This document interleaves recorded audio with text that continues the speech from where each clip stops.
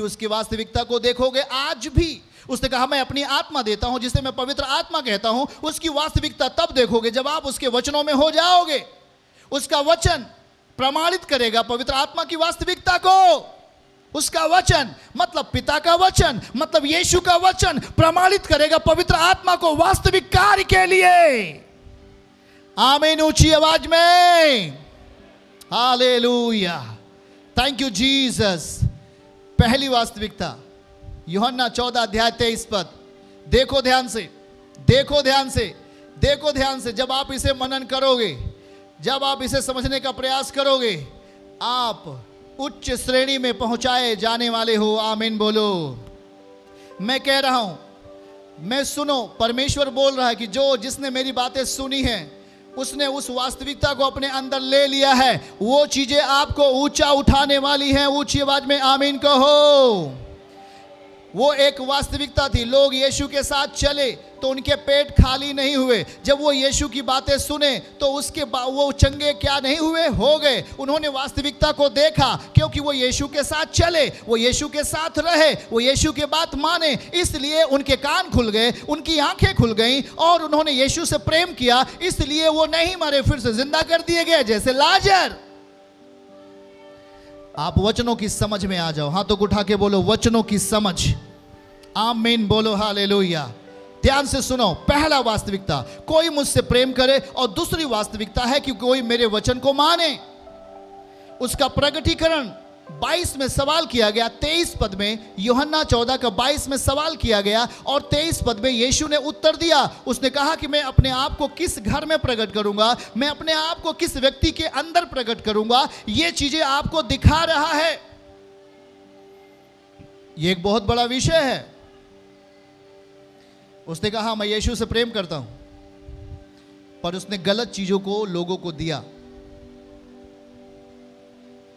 गलत संग्रह को दिया। यह एक संग्रह है, वास्तविक संग्रह।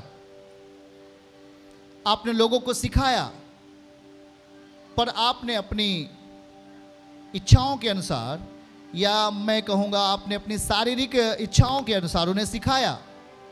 वो चीजें वास्तविक नहीं बनेंगी। वो चीजें आपकी लालसा कही जाएंगी और 4 दिनों के बाद आप नीचे गिर जाओगे। सुनो हमारी बातों को।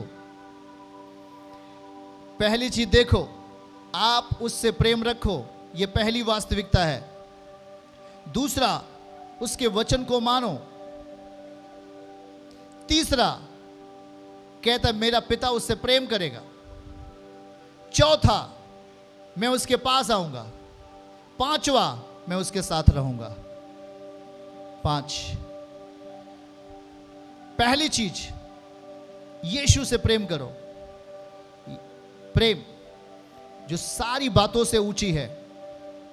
प्रेम, इसमें संसार की कोई भी चीजें नहीं है।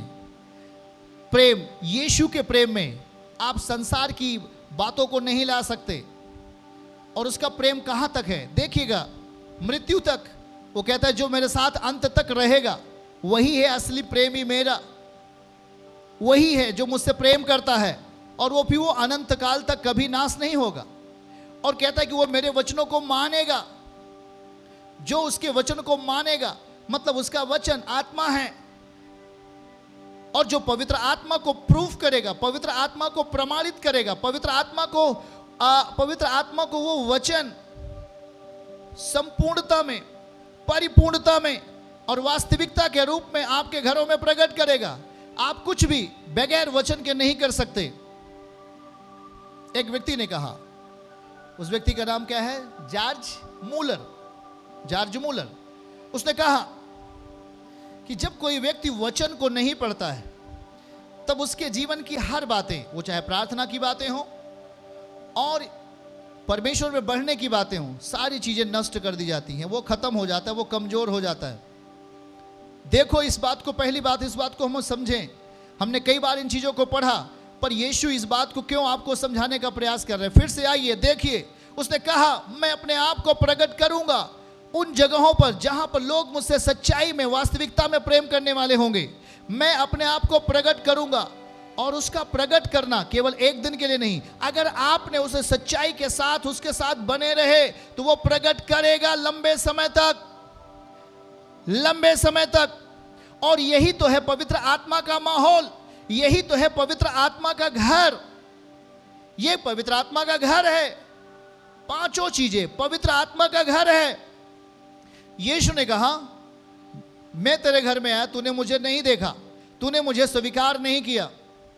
यीशु चला गया, वास्तविक शरीर में रहकर लोगों को छुआ, वे चंगे कर दिए गए, दुष्टात्माओं को निकाला, बीमारों को चंगा किया, मरे हुओं को जिलाया। एक वास्तविक था वो शरीर में, पर वो गया और अब उसने अपनी वास्तविकता, जो अनसीन वास्तविकता है, जो न दिखने वाली वास्तविकता है, वो है पवित्र आत्मा, जो हर एक व्यक्ति के अंदर, जो प्रार्थना कर रहे थे प्रेरितों अध्याय 2 में, जो प्रार्थना कर रहे थे योवेल अध्याय 2 में, जो प्रार्थना कर रहे थे प्रेरितों अध्याय 4 में, वो प्रार्थना कर रहे थे। अनसीन, न दिखने वाली वास्तविकता उनके जीवनों में आ गई और दिखने वाले काम होने लगे। वहां पे लिखा है, पृथ्वी हिल गई, जमीन हिल गया, लोग आत्मा से भर गए। आमीन। ये एक घर है जो मैं आपको सिखा रहा हूं, ये एक पवित्र आत्मा का घर है। यदि आप इन चीजों में हैं तो आप पवित्र आत्मा के घर को तैयार कर रहे हो, या पवित्र आत्मा का रहने के लिए आप जगह तैयार करते हो, और तब आप जहां भी रहोगे पवित्र आत्मा आपके साथ रहेगा। यीशु के नाम में ताली बजा के परमेश्वर को महिमा दें। पवित्र आत्मा आपके संग संग संग संग होगा। ये है, आत्मा कहता है ये मेरा घर होगा। जो मेरे पिता से प्रेम करेगा वही मेरा घर होगा, जो मेरे यीशु से प्रेम करेगा वही मेरा घर होगा, जो मेरे यीशु के वचनों को मानेगा और मनन करेगा उसकी वास्तविकता पर, वही मेरा घर होगा। पिता उससे जहां प्रेम करेगा वही मेरा घर होगा। मैं यीशु जहां पे आएगा वही मेरा घर होगा। यीशु जहां पे वास करेगा वही मेरा घर होगा। आमीन बोलो, हालेलुया। ध्यान से सुनिए, समझ की बातें आपको अलौकिकता में लेके जाएंगी। परमेश्वर के प्रिय लोगों, ये जो पवित्र आत्मा है वो आपका सहायक है। आमीन बोलिए। पवित्र आत्मा हमारा सहायक है और ये वचन की वास्तविकता उसका घर है। जब आप वचनों को पूरा करते हो, वही स्थान है जहां पर पवित्र आत्मा अपना काम को दिखाएंगे। इसलिए कहता है कि पवित्र आत्मा को शोकित मत करो। यीशु किसी नगर में गए थे और वहां पे लिखा है, कुछ लोगों पर उन्होंने हाथ रखकर उन्हें चंगा किया, पर सारे चंगे नहीं हुए। बाइबल कहती है उनके अविश्वास के कारण सभी चंगे नहीं हुए। उन्होंने विश्वास नहीं किया, उन्होंने अविश्वास किया, वो विश्वासी नहीं बने। इसलिए वहां पर थोड़े लोगों के ऊपर हाथ रखकर प्रभु ने चंगा कर दिया, उनके जीवनों को सही किया, पर कुछ लोग चंगे नहीं हुए क्योंकि उन्होंने मसीह पर विश्वास नहीं किया। और जब आप मसीह पर विश्वास नहीं करते हो तो आप पवित्र आत्मा को अपने जीवन में नहीं पाओगे। जब आप पिता के वचनों पर विश्वास नहीं करते हो, आप पवित्र आत्मा को अपने जीवन में नहीं पाओगे।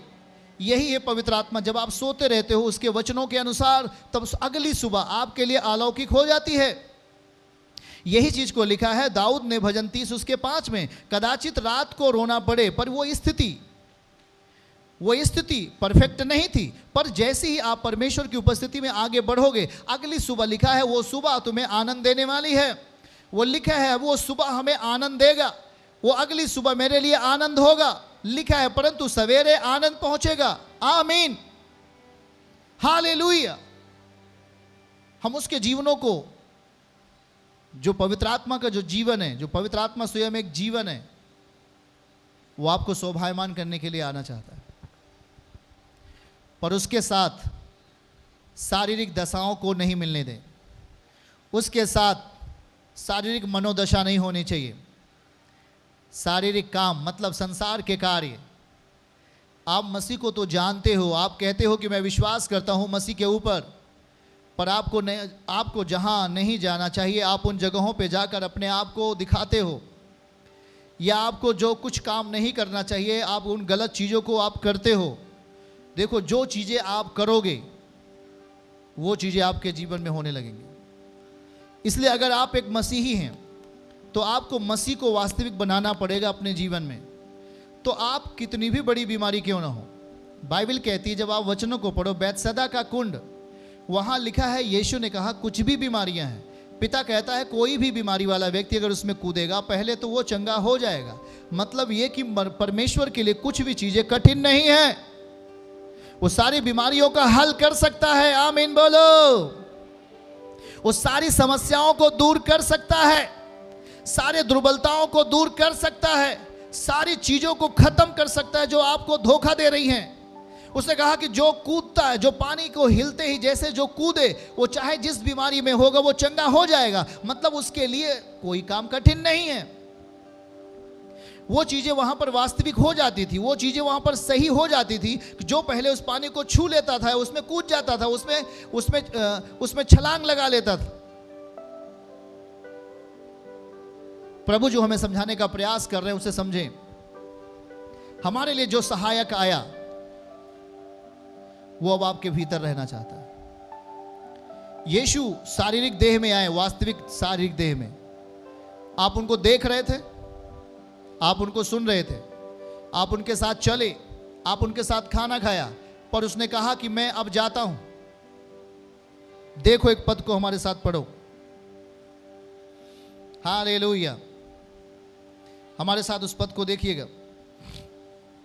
फिर से हम इस बात को देखें। यूहन्ना 16 अध्याय का 14 पद। देखो मैं इस बात को क्यों सिखा रहा हूं आपको। वो मेरी महिमा करेगा, वो मेरी महिमा करेगा, वो मेरी महिमा करेगा। मतलब पवित्र आत्मा पिता की महिमा करेगा, यीशु की महिमा करेगा। और पवित्र आत्मा जहां होगा, जिसके भीतर होगा, वो किसकी महिमा करेगा? उस पिता की, उस व्यक्ति की, उस प्रभु की जो उसके अंदर है पवित्र आत्मा के रूप में। उसके जीवनों को वास्तविक करने के लिए, उसके जीवनों को सही बनाने के लिए वो महिमा देगा पिता को, महिमा देगा वचनों को। और लिखा क्योंकि वो मेरी बातों में से लेकर तुम्हें बताएगा। आमीन। वो सारी चीजों को बताएगा जो आपके जीवन के लिए जरूरत है। वो हर चीजें जो आपके जीवन में चाहिए वचनों के अनुसार आपके जीवन में आएगा। आमीन बोलो।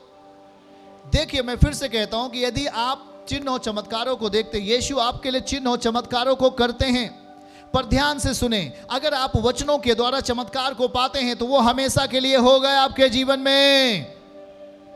वचन आपको चंगा करेगा। वचन एक ऐसा मटेरियल है जो आपकी परिस्थिति को एकदम से सही कर सकता है। एलीशा ने कहा उस नामान कोढ़ी से, जा और तू यरदन नदी में 7 बार डुबकी लगा। उसने कुछ कहा करने के लिए, उसने कुछ कार्य दिया, उसने कुछ काम दिया करने के लिए। देखो आसान नहीं है कि आप तुरंत ही आए और तुरंत सारी चीजें पा जाएं। आपको परमेश्वर के साथ बैठना है, आपको परमेश्वर के वचनों को, सही चीजों को अपने जीवन में मनन करना है, ताकि वो आपके लिए आगे का मार्ग तैयार करे।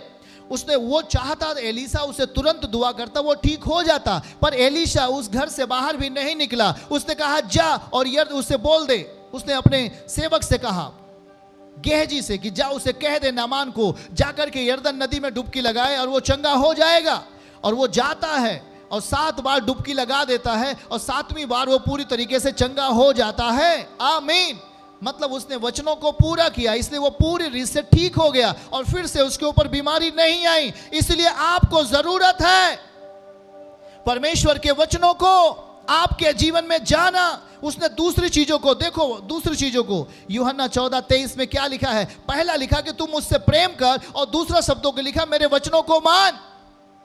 देखो, प्रेम करो, वचनों को मान, वचनों को मान और प्रेम रख, तब पिता हमसे प्रेम करेगा। मतलब पिता आपसे प्रेम करेगा और वो आपके पास आएगा और आपके साथ रहेगा। यह समय होगा आपके लिए अलौकिक। बोलो, ये समय मेरे लिए अलौकिक होगा, अद्भुत होगा मेरे लिए। आमीन, हालेलुया। ये आपके लिए अलौकिक हो जाएगा यीशु के नाम में। देखो ध्यान से सुने, वो 5 बातों को आपसे कहा और कहा कि मैं तुझे शोभायमान करना चाहता हूं। आप अपनी बीमारियों के बारे में चिंताएं करते हैं, मेरी बीमारी कब जाएगी, मेरी समस्याएं कब जाएंगी, मेरे रोग कब जाएंगे। वो जाएगा। आमीन बोलो। वो समस्याएं जाएंगी, वो दुर्बलताएं जाएंगी। मसीह को अपने अंदर वास्तविक बनने दो। चर्च की सभी प्रार्थनाओं को और परमेश्वर के दास के द्वारा टीचिंग सुनने के लिए और अपडेट्स को जानने के लिए हमारे इस चैनल को सब्सक्राइब करें और साथ में बेल आइकन को दबाएं, ताकि जब भी लाइव प्रार्थना हो तो सबसे पहले आप देख सकें।